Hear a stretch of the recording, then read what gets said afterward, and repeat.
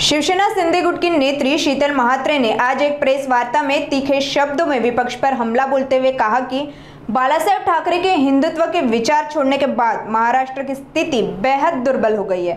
उन्होंने कहा कि आज हालात इतने दयनीय हैं कि किसी भी मराठी व्यक्ति को देखने लायक स्थिति नहीं रह गई। हिंदू हृदय सम्राट सरसेनापती बाळासाहेब ठाकरे यांचे हिंदुत्वाचे विचार सोडल्यानंतर आज उबाटाची परिस्थिती अक्षरशः केविलवाणी झाली। कुठल्याही महाराष्ट्रातल्या मराठी माणसाला न बघवणारी झालेली। आज त्यांना शेवटच्या रांगेत बसवलं गेलं।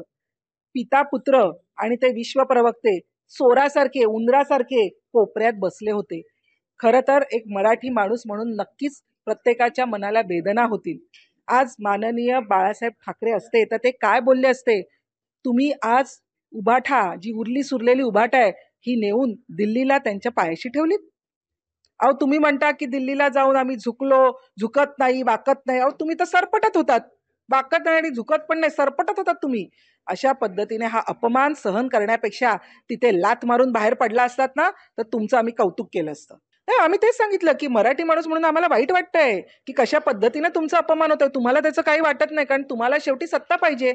तुम्हाला सन्मान अपमान आत्मसन्मान काहीही नाहीये। तुम्हाला जे काही आहे ते फक्त सत्ता कारण आहे आणि या सत्तेसाठी तुम्ही काहीही करू शकता हे परत एकदा दिसलंय। खरोखर जर बाळासाहेब ठाकरे असते आता तर तुम्हाला त्यांच्या भाषेत व्यवस्थित सुनावलं असतं।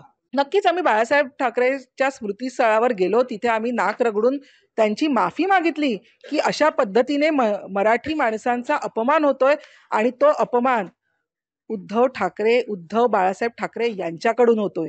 आज शिंदे साहेब एकनाथ शिंदे साहेब हे बाळासाहेबांचे हिंदुत्वाचे विचार घेऊन पुढे चाललेले आहेत, विकासाचे विचार घेऊन पुढे चाललेले आहेत। त्याच्यामुळे परत एकदा आम्ही दाखवून दिलेलं आहे की आम्ही विचारांचे वारसदार आहोत, आम्ही तुमच्या संपत्तीचे वारसदार नाहीत आणि तुमचे विचार घेऊन चालणारी ही शिवसेना आहेत आणि हे शिवसैनिक आहेत।